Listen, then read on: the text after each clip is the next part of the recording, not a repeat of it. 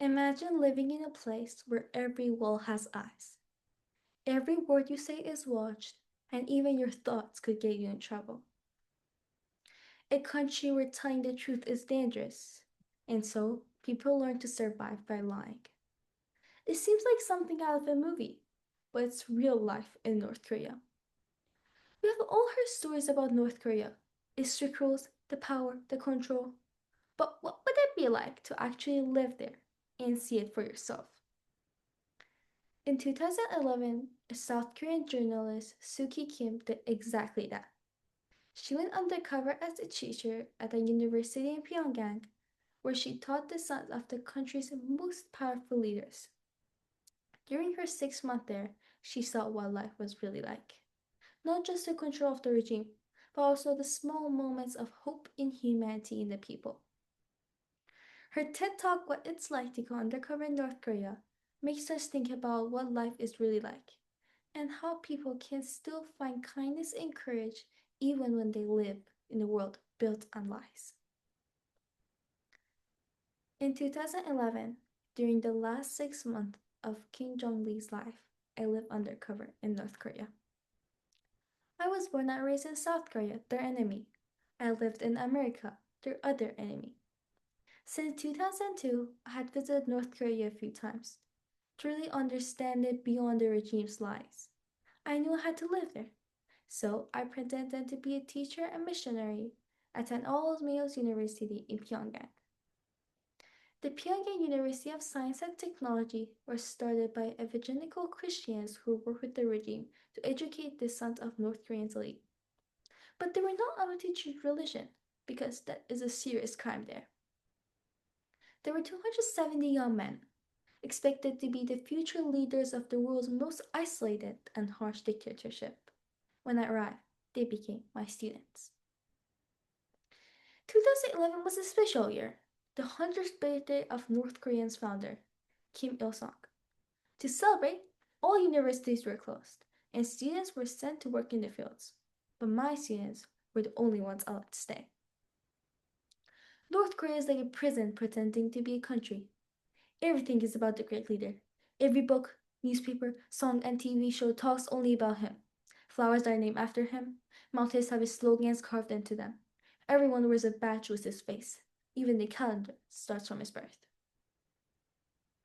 The school was a prison disguised as a campus. Teachers could only live on group trips with an official guard.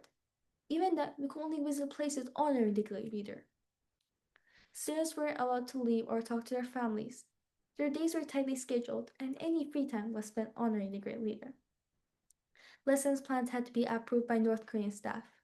Every class was recorded. Every room was bugged. Every conversation was listened to. Pictures of Kim Il sung and Kim Jong il covered every empty wall, just like everywhere else in North Korea. We were never allowed to talk about the outside world. Many students study computers, but they didn't know about the internet. They had never heard of Mark Zuckerberg or Steve Jobs. Facebook and Twitter meant nothing to them, and I couldn't tell them about it. So I came looking for the truth. But how can you find the truth when everything, including my own job, was based on lies? I started a game called Truth and Lie. A student would write a sentence, and others had to say if it was true or false. One student wrote, I visited China last year on vacation.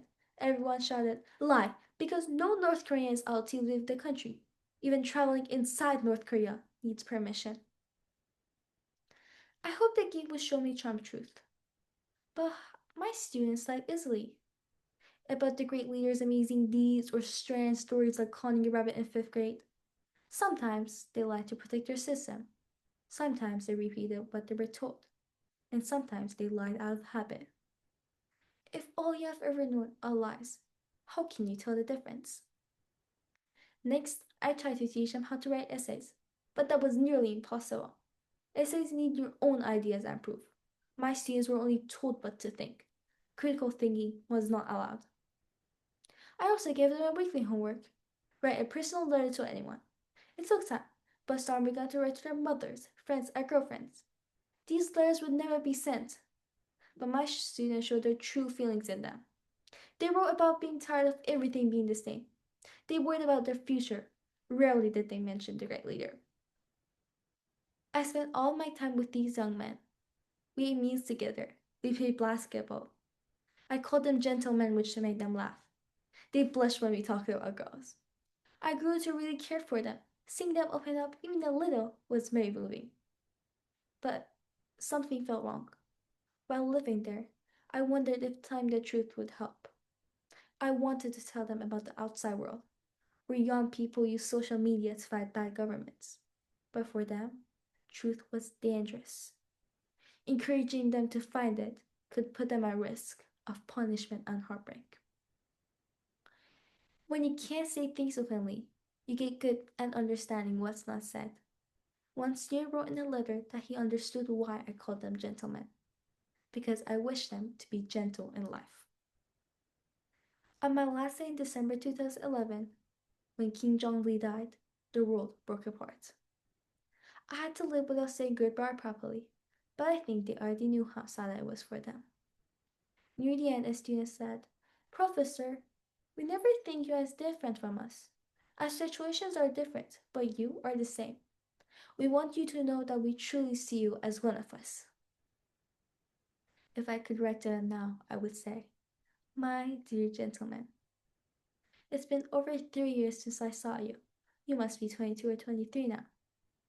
At our last class, I asked you if you wanted anything.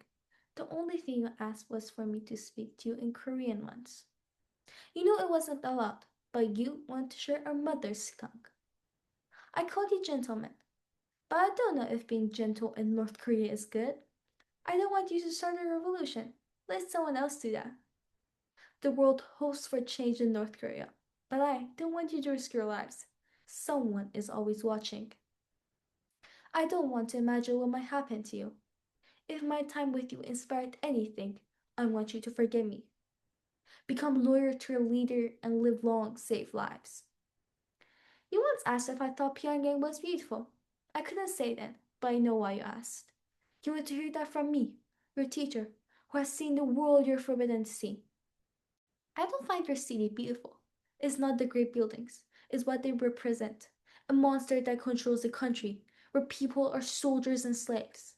All I see is darkness. But it is your home, so I cannot hate it. And I hope you, my lovely young gentleman, will one day help make it beautiful. Thank you.